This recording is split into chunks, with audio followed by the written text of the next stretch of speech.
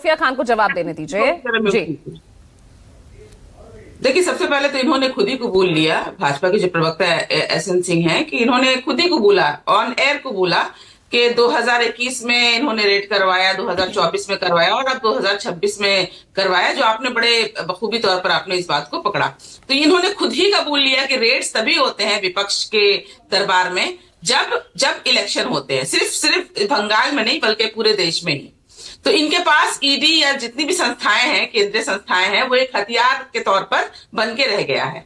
दूसरी बात, ये जो कह रहे हैं ममता बनर्जी, ये गूगल में हो रहा है, गूगल में वायरल हो रहा है, मतलब इनको सही से जानकारी भी नहीं है कि वाकई में इसकी पुष्टि भी इन्होंने नहीं की कि जो व्हाट्सएप यूनिवर्सिटी से इन लोग जो सर्कुलेट करते हैं वो वाकई में वो फैक्ट है या नहीं है। तो कौन से पेज की बात कर रहे हैं, क्या ये प्रमाण के साथ बोलेंगे? और गूगल, किस गूगल की बात कर रहे हैं आप? गूगल में पूजा जी एक बार आप जरा सर्च कीजिए, रेड्स ऑन बीजेपी लीडर्स।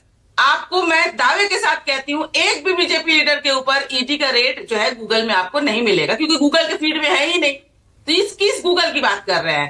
तो सारी चीजें जो है जनता, वाकई में जनता देख रही है, और जनता ये भी देख रही है कि चुनाव से पहले बंगाल, देखिए बंगाल वासी जो है वो सही से जानते हैं कि ममता बनर्जी ने क्या काम किया है, इसलिए शायद तीसरी बार भी वो बहुमत के साथ हैं सत्ते पर। इनफैक्ट इनके जो सांसद 18 थे वो घटकर 2024 तो करने देते ना, अगर सब कुछ इतना पाक साफ है सोफिया खान, तो यहाँ पर ईडी को कार्रवाई करने देते। क्यों इस तरह से एक सीएम का, ये भी तो पहली ही बार हुआ ना, एक सीएम जो है वो इस तरह से ईडी की कार्रवाई को रोकने की कोशिश की। देखिए, ममता बनर्जी 90 के दशक से राजनीति में हैं और बहुत ही दिग्गज लीडर रही हैं, ये सब किसी से छुपा नहीं है। तो उनको भी संवैधानिक और असंवैधानिक चीजों के बारे में ऑब्वियसली पता है, और बाकी चीजें जैसा कि मैं जानती हूं कि कोर्ट है, प्रशासन है। अगर ममता बनर्जी ने कोई अन्याय किया है तो उसके लिए कोर्ट फैसला करेगा, लेकिन अगर लगता है ममता बनर्जी ने जाकर अपनी चीजों को, अपने फाइलों को, अपनी स्ट्रेटेजी को, अपनी रणनीति को अगर बचाया है, तो मुझे नहीं लगता कि इसमें कोई भी दोष है। इसको कहते हैं इनफैक्ट अलर्ट नेत्री, जो हर तरीके से जागरूक है, और उन्होंने बहुत ही सही समय पर सही निर्णय लिया और सही समय पर अपने तो जांच एजेंसी को काम करने से रोकेंगी, बचाने की चेष्टा की। कानून सही चलेगा ना सब कुछ? नहीं, गैर कानूनी काम तो कुछ भी नहीं किया है ना वहां पर। उन्होंने ईडी के, आपने केंद्रीय जांच एजेंसी को काम करने से रोका। छापा टीएमसी के ऊपर नहीं था। एक बार मैं फिर से बता दूं, इन्होंने 2020 के जो कोयला है वो टटोल रहे थे आईपैक के ऑफिस में, कोयला घोटाला सो कॉल्ड इनके हिसाब से। तो क्यों अभिषेक बनर्जी जो तो ऐसा क्या डर हुआ कि इस तरह से एक जांच एजेंसी जांच कर रही है, इन्वेस्टिगेट कर रही है, उस बीच ममता बनर्जी को पहुंचना पड़ गया?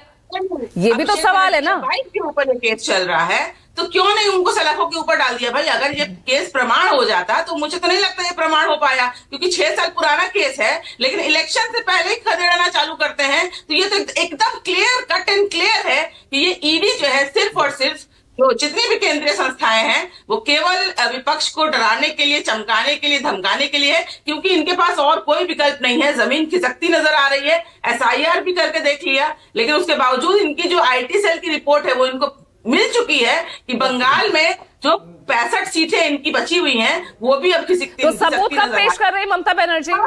शुभेंदु अधिकारी तो कह रहे हैं सबूत पेश कीजिए। आपने ऐसे उनके ऐसे बयान से उनकी प्रतिष्ठा धूमिल हो रही है।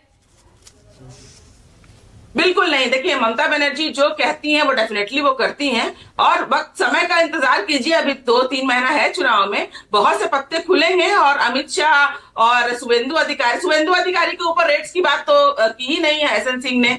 मैं उनसे जवाब लेना चाहूंगी कि शुभेंदु अधिकारी जब तक टीएमसी के लीडर थे उनके ऊपर भी ईडी के आए दिन रेड्स होते थे, शारदा नारदा केसेस लगते थे, लेकिन अभी यूट्यूब, गूगल, हर जगह से उनका नाम हट चुका है। बिल्कुल clean and clear, washing machine से धुलकर वो भाजपा में जा चुके हैं। नहीं, ऐसा तो बीजेपी के और भी नेता हैं, और उनके अलावा जब तक करते हैं तब तक उन पर 70,000 करोड़ के घोटाले के जो आरोपी हैं, आरोप जिन पर लगा रही थी बीजेपी, अजित पवार, उनकी पार्टी से भी हमारे साथ बृजमोहन श्रीवास्तव बैठे हुए हैं।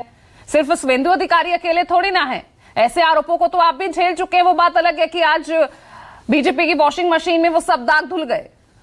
क्लीन चिट तो मिल ही जाता है ठीक है। मैडम। मैंने जैसे अभी कहा, ठीक है सोफिया जी, श्रीवास्तव जी को आप बोलने दीजिए, श्रीवास्तव जी को बोलने दीजिए।